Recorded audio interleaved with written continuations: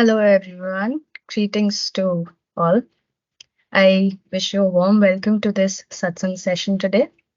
Isha Saluja. I'm excited to have all of you here. We have people from across the globe on this spiritual journey with Sri Ashish. And today, our session will begin with a sacred 10-minute silence, which will definitely offer us, each one of us, with precious moments to connect with our inner selves. Following this brief period of introspection, Sri Ashish will share his insights on what is living a conscious life mean. After his discourse, we will have an interactive Q&A session for about 45 minutes where you can seek clarification, share your thoughts and insights. So your questions and insights are integral part of our collective journey towards a deeper understanding. To participate, please use the raise hand option located in the top panel of your screens. I would like to thank you all for joining us on this transformative journey of self discovery. Now, I would request Sri Ashish to commence.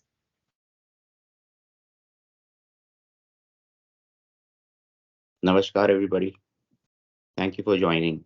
Um, I usually like to start these sessions with 10 minutes of silence. What may happen during silence is that you may get thoughts. Thoughts will probably come, but don't worry about them. Just don't entangle with them, don't engage with them. Just let them come and go. So we'll start the clock now, and then Isha will let us know once our time's up.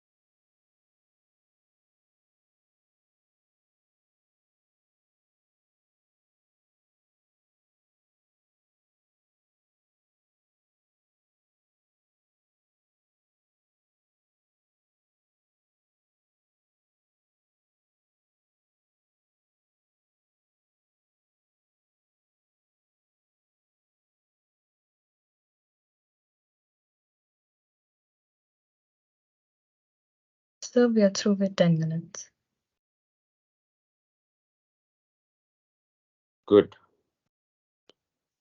I hope everybody's feeling silent within.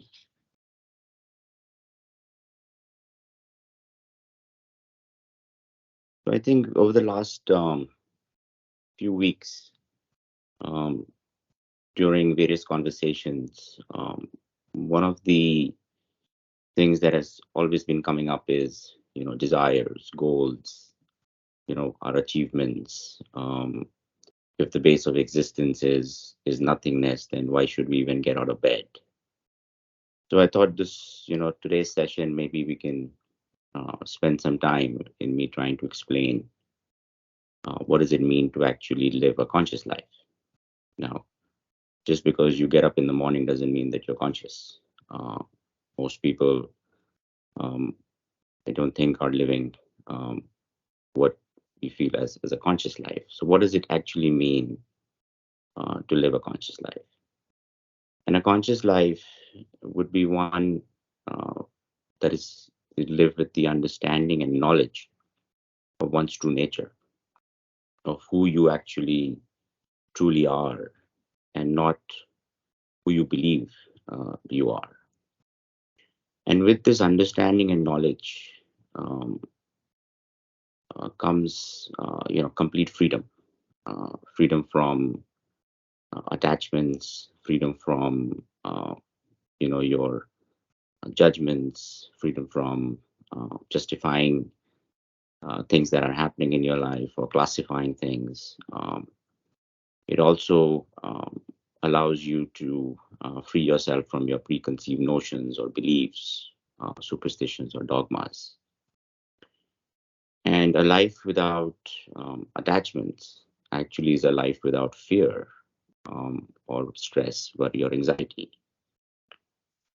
Because um, people tend to uh, become attached to, whether it's their family or to their goals or to their desires or to their achievements, to their job, to their money. Uh, and when those conditions or expectations are not met, they tend to lead you towards, disappointments, or they tend to lead you towards, worry or stress.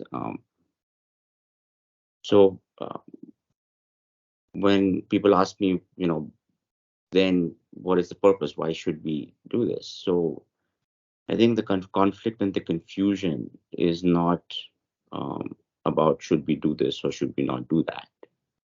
Um, a conscious life is one that you can actually live fully in the moment. You can be fully involved and immersed in that moment, but don't be attached or entangled. What I tell people is that your actions or your inactions, or the outcomes of those actions or inactions, are not yours. Life is what it is, it just is.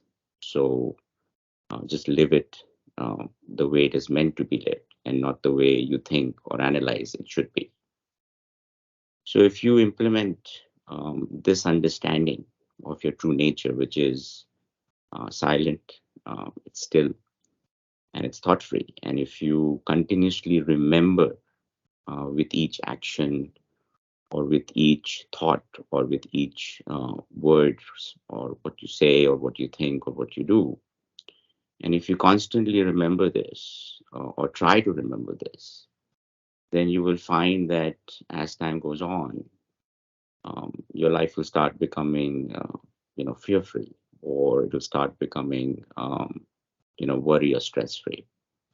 So a lot of people say, hey, we're living a conscious life, but are you? Take an introspection, or we what to say swadhyay in the end of the day, and ask yourself, did I actually today live a conscious life? Did I live with fear, with stress, with worry? Did I live with being attached to certain thing?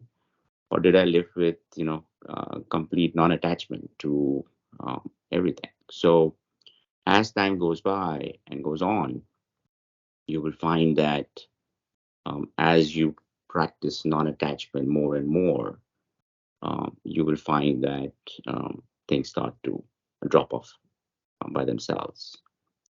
Um, your starting point is self-realized. Your starting point is perfect. Your starting point is wonderful, and you tend to then box yourself through a false identification or belief that you're actually an individual, and then you tend all your life to seek perfection and to seek being unlimited when forgetting that from the beginning you were always unlimited and you were always perfect. So with that, I would say, start living a conscious life. Start introspecting each day, um, and see where it takes you. The beauty of self-realization, or the understanding of self-realization, is that nothing bad will happen. The only thing that would come out of it would be something good. So try it and see where it takes you. I think with that, I'll open the floor for questions. These sessions predominantly are meant Q&A. I like to keep these sessions more interactive so that I can answer or clarify doubts, as many as I can. So Isha, let's open it up to questions. Sure. So, anyone who wants to ask any questions or want any clarification, there's a raise hand option in the top panel. So you can just go ahead and raise your hand, and one by one, as the sequence goes ahead, we'll start addressing your questions or thoughts. Who's going first?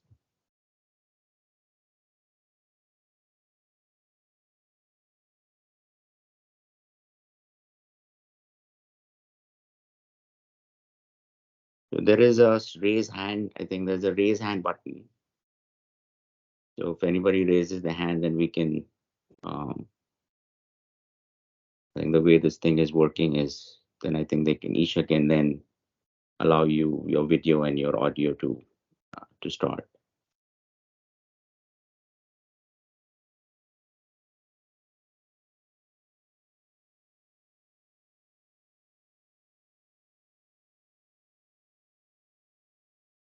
Nobody?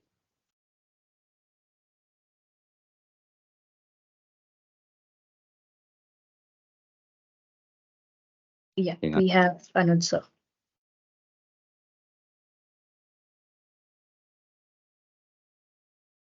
Isha, can you unmute his and his video as well? Yeah, done. Yeah, can you hear me now? Yes, Anuj. Yeah. So I have my videos off, so sorry about that. So I had just a question. So when you try to meditate, or you try this 1 minute or this 10 minutes, which we just did, thoughts keep coming, right? So, and you make it sound very easy that you can just ignore those thoughts. But how does one really ignore those thoughts? So it comes from practice, Anuj. What you'll find is, in meditation, usually they give you a mantra, or they give you something to, single point thing to think about. What I found is that through my own practices, that as time went by and I stopped just, engaging with these thoughts, the nature of thoughts is to come and go. In reality, actually, thoughts are not constant. If you slow down your thought process over time, you see that there is actually a thought, and then there is a blank, and then there is a thought, and there is a blank. And thoughts, actually, just like in a movie, they are actually, they're just images. They are 2D images that are coming, and then there is, in a movie reel, there's a blank. So over time, what happens is, as you stop engaging with the thoughts or getting entangled with them, um, you start focusing more on the blanks. And over time, the blanks start becoming more and more and more than the thoughts. So it takes time. I know it's not easy, but try. Like, if you're standing on a railway station and you're watching the trains come and go, you have two options. Either you can hop on to this to the train, or you can just let it come and go. So um, if you do this practice, just don't, let it just come and go, and they will come and go. It's when you get entangled in it, or when you start, going down with it, is when you get into a swing. So every time it happens, you just need to, keep coming back to the silence. And as you practice, it'll be, initially it'll be back, forth, forth and back, you keep going and coming back. But eventually you'll see that your going and coming back becomes, you know, smaller, smaller. Eventually you'll find that you're not going. Then, the time between going and coming back becomes longer and longer. And eventually, you just don't go. You just let it, they come and go. So when that happens, right? Supposing you're able to do that, right? Then what is the next? I mean, what is the end result of it? Like, supposing you completely control and you can have that ultimate, suppression of your thoughts and silence. What would that result in? What is the end game there? Right. So then the next step would be, once you sit in silence, right, and you become, now your mind is ready to ask some questions, right? So what the trick for me was to ask Ramanas, this is what I followed, which was self-inquiry.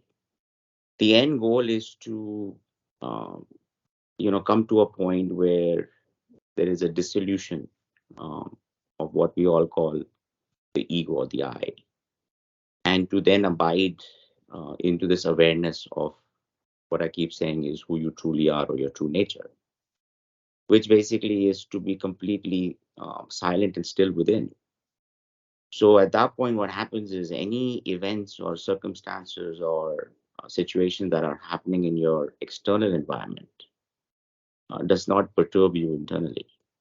So you live life the way, just, as is. You look at life just the way it's supposed to be looked at, and this creates um, something, as we call ananda, which is, undisturbed peace within you, which equates to absolute joy. It's permanent joy. You live every moment in this, joyfully, and that is what every human being eventually is seeking happiness in every action or word or that you're doing. You're actually seeking happiness, which, what you've forgotten is, your original nature is joyful. But because of the rigmaroles of life, the way you've identified with this individuality, you are now, going up, swinging with, your stresses and your worries and your everyday life. And what this does is this just basically brings, complete equilibrium within. So the daily rigmaroles of life, or the fluctuations that you are, constantly going through, don't perturb you anymore. It becomes a very freeing and a very joyful life. You can just lead it the way it's meant to be. And that, in the end, is, as we all say, is the ultimate goal. Now, it's defined in the scriptures, it's mentioned in different ways, awakening. But awakening is just awakening to, being aware of who you truly are, of your true nature. Last question on this. Is there a specific time when this one you should try to suppress or meditate? In morning, afternoon, evening? When is the best time when you recommend we should try this? So I would suggest, so for me, what worked for me was, I would do it one in the morning. As soon as you wake up, get your normal, brush, whatever, but do it first thing in the morning. So I used to do it, around 8 in the morning, before I started my daily. And I started with, about 10 minutes. It was very difficult initially because I had never known of meditation. When I started out, I didn't know what meditation was. So it took me almost a year and a half just to sit for 15 minutes, because the thoughts would keep coming. And then, as it becomes, as you get comfortable with it, um, I would suggest that you then increase the time because you start enjoying it. Means anything that you enjoy, you want to do more. So morning, start with 15 minutes. If you can't, start with 10 minutes. I would not say do anything below 10 minutes, but at least give it 10, 15 minutes. And then the other thing I would do is before going to bed, I would start my day and then I would end my day. And in the end, I would also do, as I just said, do swadhyay, which is impartial introspection. Now it's very critical to do, be impartial. Basically, you have to kind of move yourself away from yourself and then really look at and say, hey, did I really live what did I do today? Did I live consciously today, or did I just do the same thing that I wake up every morning and I do? And if I didn't, then, what do I need to do tomorrow to get back on, living a conscious life? So my suggestion would be you do 15 minutes, 10 to 15 in the morning, and then do 10 to 15 in the evening. And then if you do and when you begin doing self-inquiry, which is who am I, asking the question, every time a thought arises or every time an emotion or an action arises, you ask the question, who is this arising to? And when the answer starts coming that it's coming to me, then you start questioning the questioner. And eventually this becomes an automatic process. So again, in that 15, 20 minutes that you're sitting, you can start asking the question as the thoughts are coming with each thought.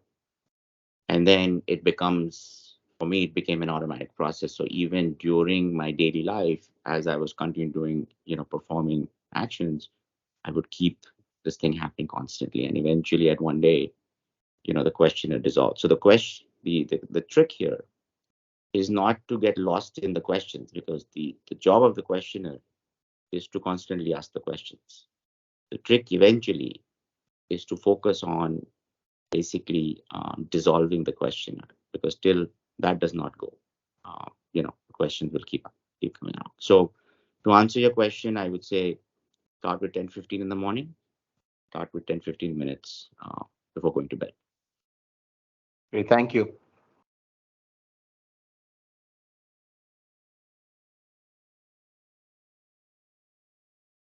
Okay, so we had a question from Devin in the chat here.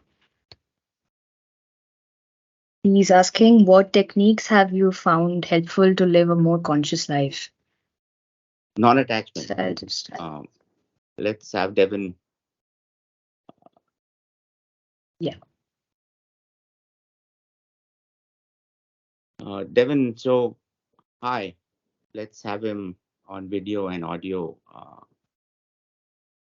If we can unmute Isha, his. Yes. You can go ahead and unmute as well. Yeah. So Devin, yeah, it's non-attachment that would be the primary one to live a conscious life. And non-attachment, you can start initially with small things, but eventually it's non-attachment to everything, including your mind, body, and the idea of your individuality. As I said, if you look at every aspect of your life, and if you break it down, and I know you're a scientist, so if you break it down to the last bit, you'll find that it always starts with your attachment to something. If it is an idea, then you're attached to an idea, and then you work on that idea to build it into something.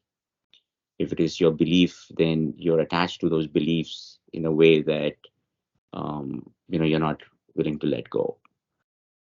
If they are preconceived notions, then you're attached to those. So everything boils down eventually to an attachment. And if the attachment is conditional, if it is based on certain conditions, when those conditions are not met, when those expectations are not met, they always lead to disappointments. That happens in every aspect of your life. Somebody loves somebody because because they are my children, or because they he's my husband, or because he's my boyfriend, or my mother or my father, right? But they're all based on a condition that once that condition goes away, you tend to then, get into the other mode of love, which you start hating somebody or you don't love them anymore. And those always create a lot of angst within. So a lot of non-attachment brings unconditionality to it. So, for example, today I love unconditionally. A lot of people have asked me, if you're non-attached, what does that mean? Don't you love your kids anymore? Don't you care for them? And that's not true, because now with non-attachment comes unconditional love. Love is just love. There's no condition around it. And with that unconditional love comes, loving beyond measure. There's no conditions now. There's no limitations or boundaries created around it. So the biggest thing I would say for conscious living is non-attachment. And as you let go of all of these attachments, you will find that one day what remains is your natural true state of being, which was always there. That is permanent. Your starting point has never changed.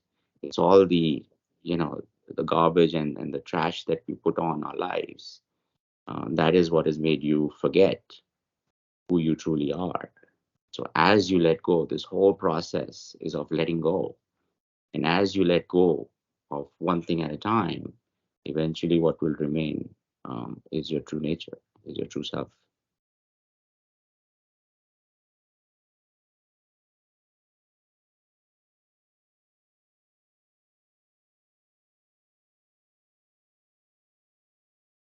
Any follow-up questions to that, Devin?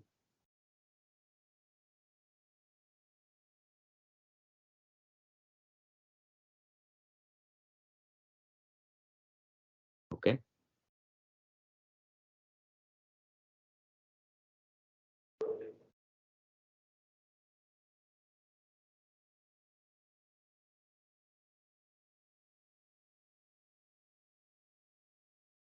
Anybody else?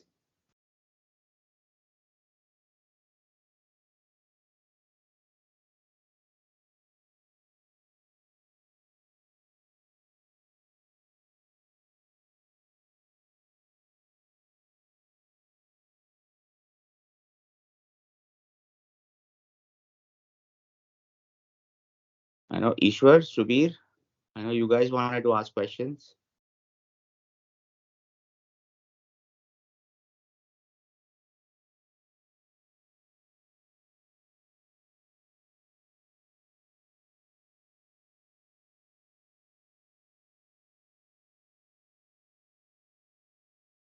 Ariel, do you want to ask any question?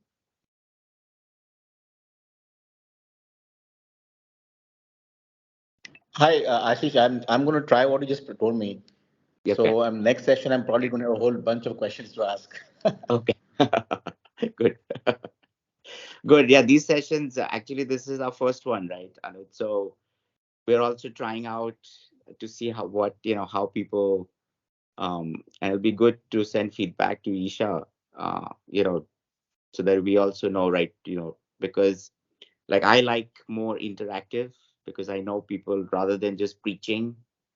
I think you guys get enough preaching from, there's so much out there now, and there's so much noise, um, right? So I prefer not to preach. I like to explain. So as you have more clarifications, and ask as many questions. I'm here to help and guide you guys. So um, and as everybody knows, my doors are open 24/7 for this. This is all I do. So this is all I love to do. So um, but I thought there'd be a lot more questions. I know people have a lot of questions, because when I go for my walks and I meet people in the community, uh, they have a lot of questions. Some people are shy to ask, I guess.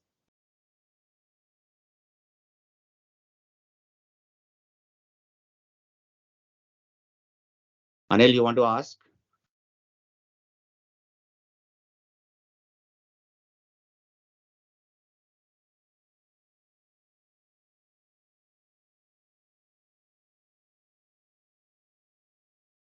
I know Sanjoy follows a lot. Sanjoy, what about you?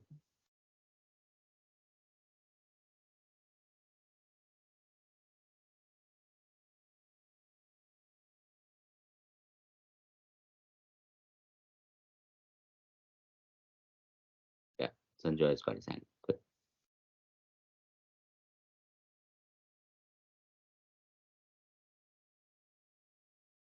Sanjoy, I think you're on mute. So, Isha, do you have Sanjoy removed from? Yeah, there we go.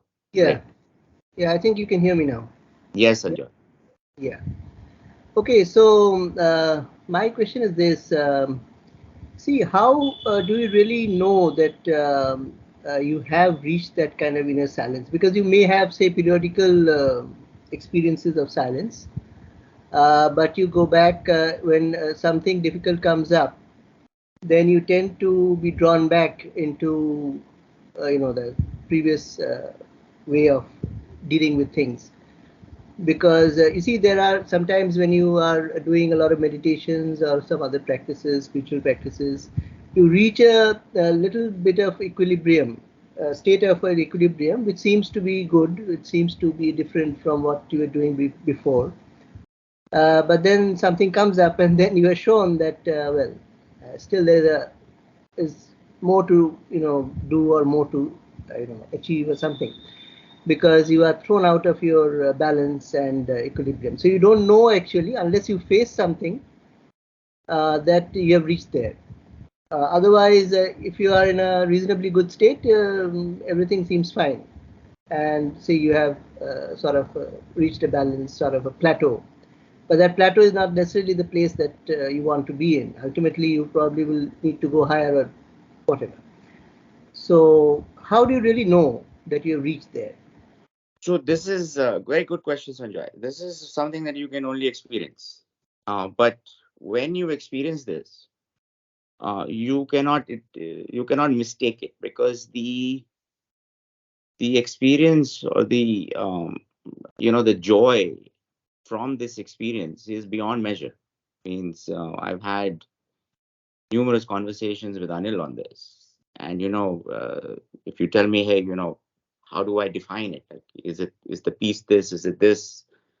There is no boundaries to it. Like, I can't define it for you, which is why in most of our scriptures, it's this state of being is indescribable, which is why the closest that they've come to describe it is, they say, Satchitananda, right? Which is, just being, awareness, bliss.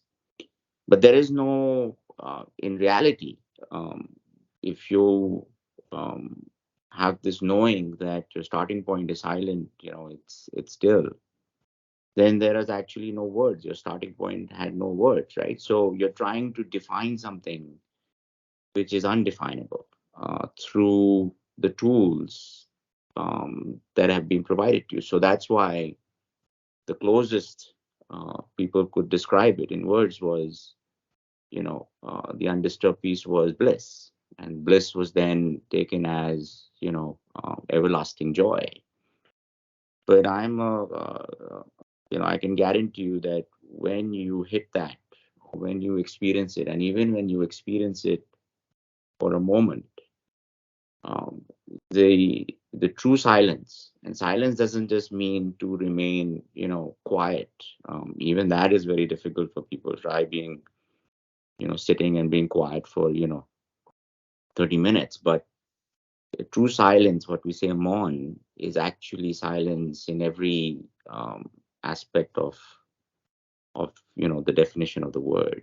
It's in mind, it's in body, it's in soul, it's in everything. It's just pure silence. So when you experience that at any given point of time, whether it's even um, I don't know what you've experienced in meditation, but when you experience pure silence, you cannot mistake it for anything else. You know that that's the true nature, and that then stays with you. You can't forget it. The touch of your true nature, you can't forget. Anyways, you can't forget, right? How can you eventually, once you realize that's it, it remains with you. So um, I would say it's I can't describe it for you. You just have to experience it. But if you've experienced it, you will not mistake it for anything else. It's nothing like you've experienced before in your life.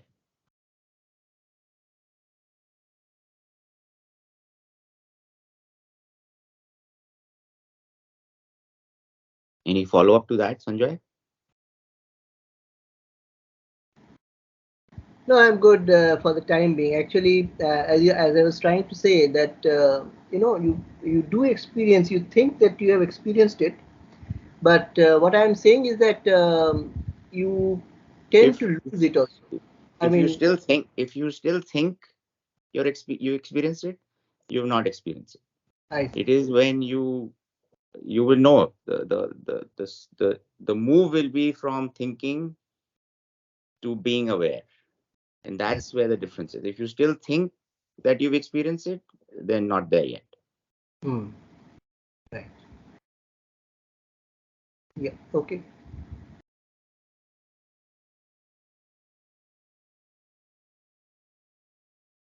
Anil,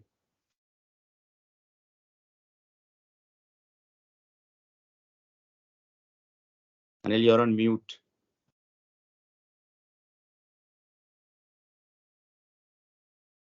Can you hear me now? Yeah. Okay. So building upon what Sanjay asked, is there a way to understand if you're making progress towards that?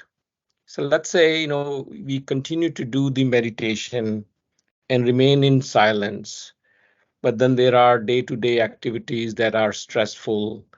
You have to worry about things. You are frustrated sometimes. Um, you have anger. You have ego come in the way. How do we know that through this practice we are making some progress, and you know ultimately you will have that peacefulness inside? So Ramana had said three things to measure your spiritual progress. He said moderation in speech, moderation in food, and moderation in sleep. So as the spiritual progress is happening, you tend to start, becoming a bit quieter. You tend to start talking a little less.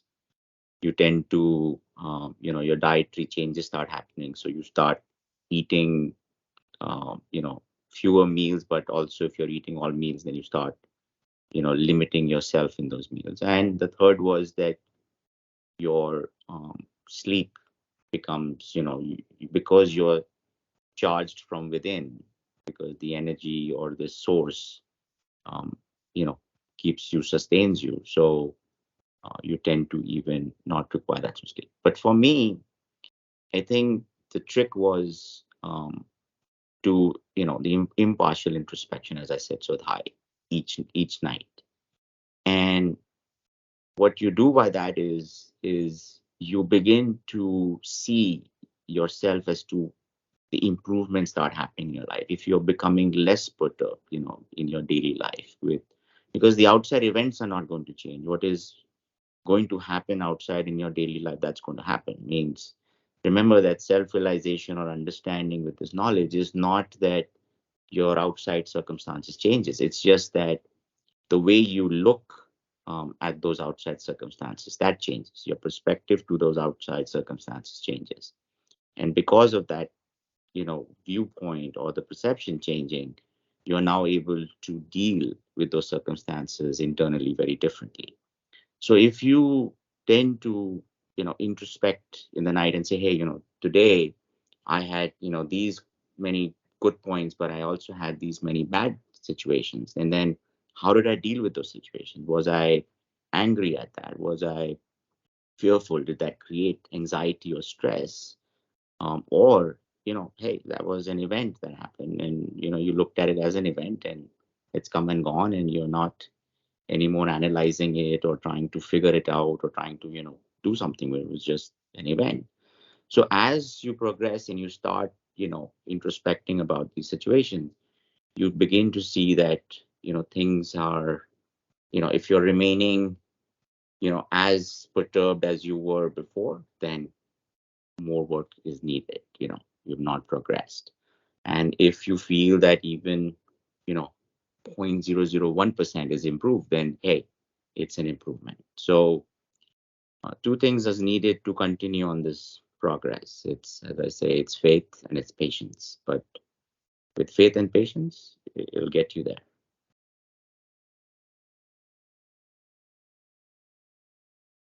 Thanks.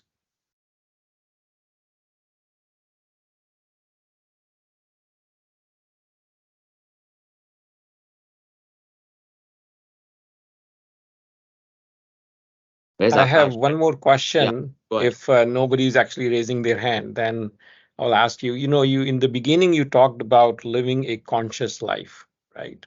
Yeah. So can you give an example? Sitting in silence, meditating, and self-reflection, and thinking about what went right, what went wrong throughout the day. That I think is very helpful for sure, and not reacting to the external circumstances and remaining peaceful inside. But when you are actively working, you are on a job, or you have a business, or you have families, what practices one should follow so that in those non-isolated examples, you are still living a conscious life. When you're alone, I can see what is, because it is in your control, everything is there. But when you are engaged with other external world circumstances, what actually it means to live a conscious life in those circumstances, external circumstances. Sure. So, so for me, what worked, Anil, was the practice of self-inquiry, right? Um, Even in the early stages of my practice, when I would get engaged or entangled in an event or in an outside, it was, fluctuations will still happen. But the more I practiced self-inquiry, which was asking to who or to whom this is happening to, right? Who is the one that this event is happening? Who is the one that is being entangled? Who is the one that's getting angry or perturbed? And when I could not find this I that kept saying that, I'm now disturbed, I'm angry, I'm, fearful, I'm stressed, I'm anxious, I'm depressed, I couldn't find an answer to this I. And the more I questioned it, the more the realization started coming that, look, this thing that is causing all this angst and all these problems and all these emotions within me doesn't seem to have any substantial existence. It means I can't find it. I keep saying I'm this, I'm that, I'm here, I'm there. But when I really try to pinpoint and question this I am not able to find it. So I'm like, if I can't find, then all of these things that I've attached to this how can then they be real? Right. So if you keep constantly, even within, remember to ask this question and do the self inquiry, then as you go in, you will realize that it starts becoming an automatic process.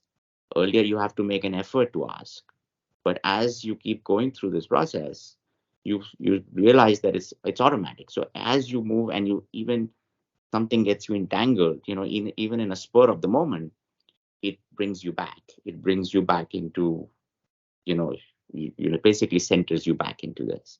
And then you can say, okay, wait a minute. Yeah, this, sorry, I'd forgotten. I got entangled for a few minutes, but I'm back. And if you keep practicing this, eventually you don't entangle. You look at an event as an event and you live life in that moment. As I said, you're fully involved, you're fully immersed, you're making the effort, but you're neither entangled nor you're attached to either the action or the event or to the outcome of that action or event. And that's it. And then it moves to the next one. So you live that moment fully and then you move on to the next one. Life is actually just all these bundles of moments. They all seem to be all because it's moving. Your thoughts are moving so fast, so it looks like a motion picture that it's continuous, but they're actually just moments.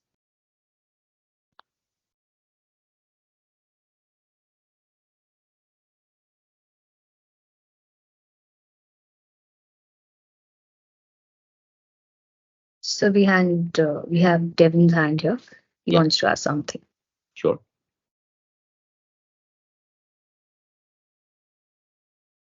Devin, go ahead. I think you're muted. Hi, Ash. Thanks for doing this. This is wonderful, and it's great to be with you. Just another follow-up question that was just asked, and to touch on what you had described in our first presentation we saw a few weeks ago, your threefold approach, which is a bit different, and questioning the questioner.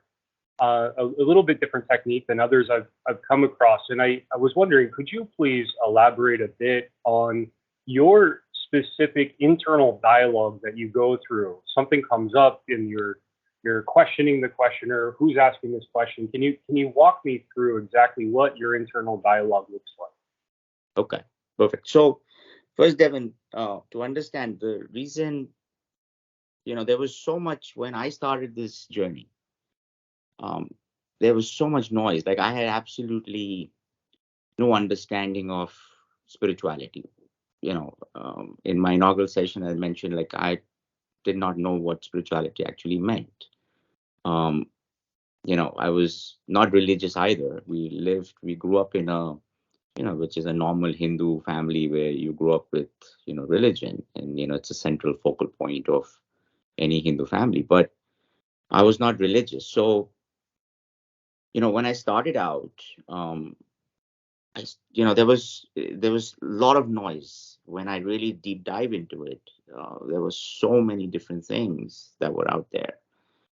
And Dr. Joshi and the team basically said, look, Ashish, you've looked at, I tried and tested it, and I just didn't take anything at face value. I said, look, I got to try it. I'm reading it. Okay, this makes sense to me, but before I can say this is right or wrong, or this works or doesn't work, I got to try it and test it out. So when I had done all this, the team basically came and said, look, you've tried all these different methods, and some things have worked for you, some things have not worked, some things were good, some things had health benefits.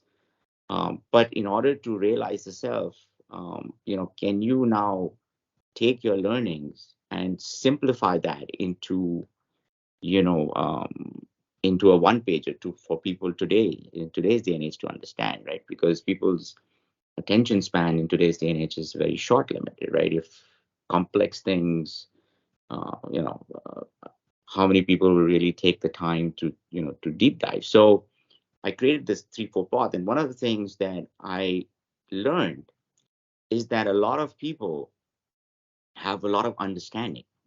People go through intellectually, they read, they understand, but most people, what they were not doing is the second path, which was implementing this understanding. So I was having a lot of conversations with people, which were great intellectual conversations, but the moment we would get to, hey, have you experienced it?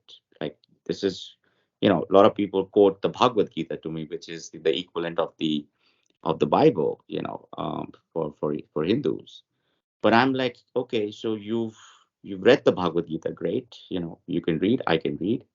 But have you actually implemented? Have you become the Bhagavad Gita? Have you taken what the Bhagavad Gita's knowledge is and put that into your life, so that now what the Bhagavad Gita is saying, that you will experience this.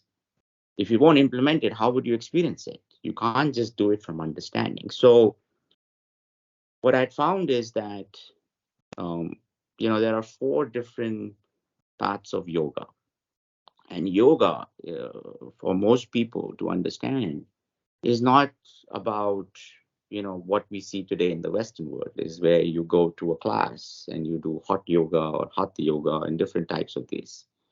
But that's not what the true meaning of yoga is. The true meaning of yoga is union with spirit, from where you've come from source, right? It is a reversal process that if you, the way the steps have been taken, if you take those steps back, you will get back to your source, and that, the union with the spirit. So, and Paramahansa Yogananda had actually, or anybody else who's truly done this, and these masters, it is defined, yoga is defined as a science. Because if you perform those steps, and each time everybody's performed, you get the same result. So to understand yoga, there are actually 4 different paths. The first is Karam Yoga, which is yoga of action. And, that has been defined in the scriptures to be the longest path, that you keep doing, good actions, and you keep doing, your actions, and eventually at some point, the balance sheet will tally to 0 and at that point, you will get, realize, or you will understand or you will begin to know or abide in your true nature, or you will be, back into union with spirit. Now, even there's so much about karma, and I think we'll keep that for another, satsang session, because that's a whole different chapter that we can talk about, and probably not one session, but many. So Karam Yoga is supposed to be one, which takes the longest. Then the second one is Dhyan Yoga, which is what most people, are teaching, but they are starting with, Dhyan Yoga is what Yoga Sutras are, or Patanjali's Yoga Sutras are about. And it's an 8-fold path. And Dhyan, or meditation, actually the 7th. There are 6 steps before that you have to perfect before you can start meditation. But in today's day and age, right? You go in, you have meditation classes. People are just going and taking meditation classes, and then finding those small bursts of, of calmness or peacefulness. But as they're going back into their daily lives, they're finding the same, the same angst or the stresses and anxieties. So that's because nobody's explained to them, or nobody's actually gone in and actually read about and what Dhyan Yoga actually means, or yoga of meditation. So that's the second one. And that also takes a lot of effort and time, especially in today's day and age, because the minds are now, we're all linked to our phones and to our constant instant gratification. So it takes time for people to go through those steps, and even perfect even one. So that's another conversation we'll have in one of our sessions, is to explain what Dhyan Yoga is. And then the third one is Gyan Yoga, which is self-inquiry. So for me, when I started with, Dhyan Yoga and meditation, as Paramahansa Yogananda had defined, I found that my understanding took me to a point where if I had to practice Dhyan Yoga the way it was supposed to be, it would take me a very long time. And now I had been touched by this curiosity, by this thirst for, getting to where I needed to be. And the process for getting there was too long. So when I, questioned, or when this within me, this thing arose as to, I mean, Lord, I need to get this. You've shown me, where I need to be, but now, the path is so long, and I don't know with this, how will I get there? That's when I was introduced to Gyan Yoga, which is self-inquiry, which is Atma Vichar. So here's the confusion that people have is, you start with each thought that arises, or with each emotion that arises, with an action that you perform or what you say, you begin to ask. What Ramana said is, you ask the question at the point of it arising, is who is this thought or emotion arising to? And the tendency, the answer from within would be that, hey, it's arising to me, it's arising to I. And then the next is, what is the source of this I, or where is this arising from, like this I itself? And what I found is that when I went internally to ask that question, I actually could not find the I. We take it for granted that, when we say, this is me or I, or this, I am, Devin, or I am Ashish, I'm from, right? What's taken for granted is the I. And everywhere, this is the I, which is the starting point. But is there anything beyond or before this I, which is not, nobody's questioned this, that where is this I actually coming from? And that, what I found is what Ramana had said, which is also a thought. It's called ahamvriti, which is the I thought.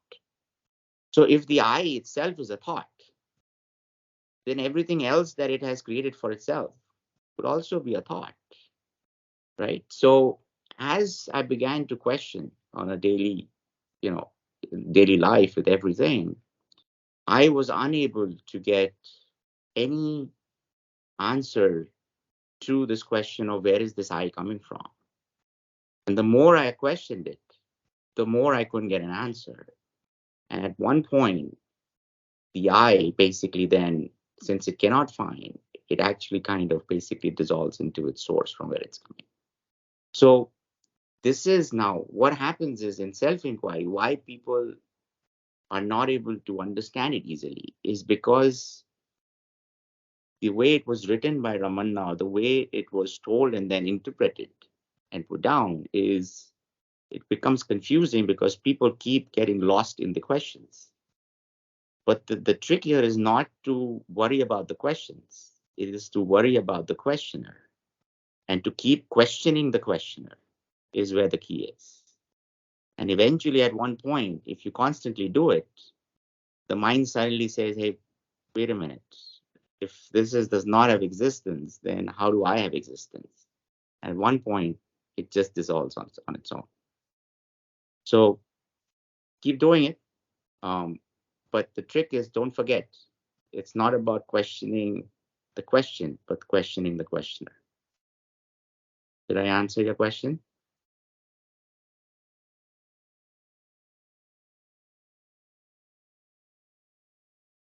Yes, thank you, Ash. That's very helpful. Yeah. One key takeaway for me, and let me know if this resonates with you. It seems like a pivotal point for you was associating the questioner with nothing more than the questioner just being a thought or an idea, and that leads to the dissolution. Is this correct? That is correct, David. Thank you very much.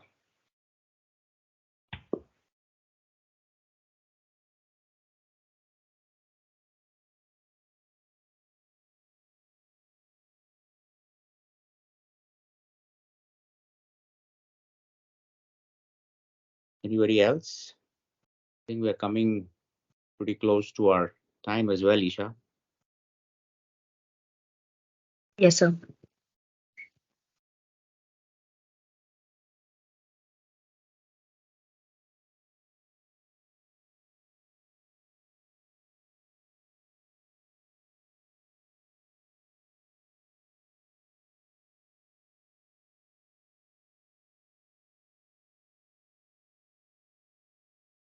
Anybody else? Where's Akash? Akash has so many questions for me. Akash, how come you're so quiet today?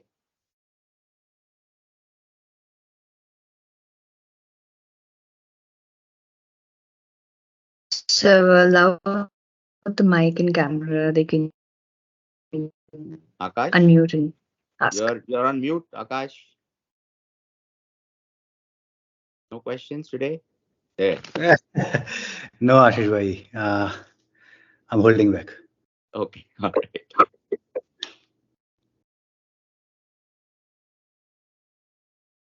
Does Shaman have any questions? Shaman is with Chandrani. Chandrani, Shaman, any questions? Isha, can you unmute? Yeah. Chandrani, Shaman? Yeah. You guys are on mute.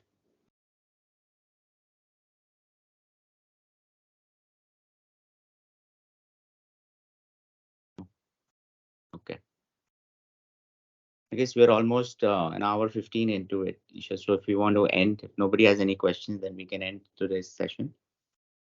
Sure.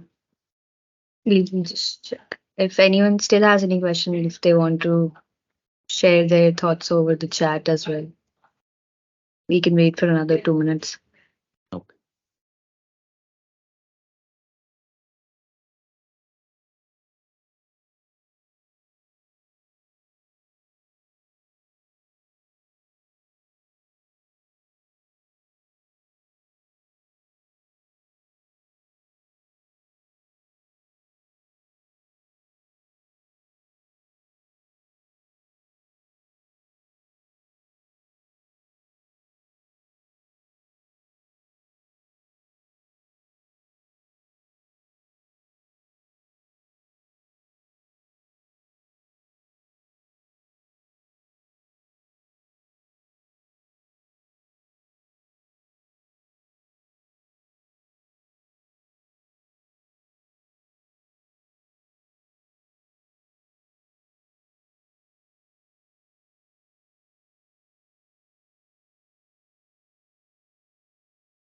I guess nobody, Isha.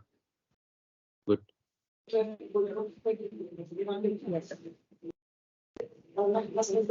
So I believe it was quite an enlightening session today.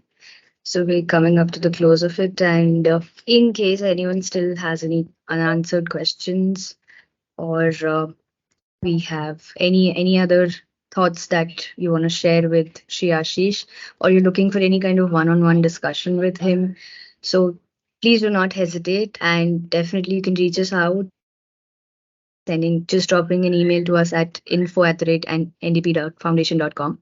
And I would also like to share that before we part ways for the day, I would definitely want you all to mark your calendars for our next session, which is scheduled for October 15th, 2023. And we're looking forward to reunite. So I wish you all a very good day and ahead, or an evening ahead. And thank you for joining us. Thank you for your presence and participation, everyone.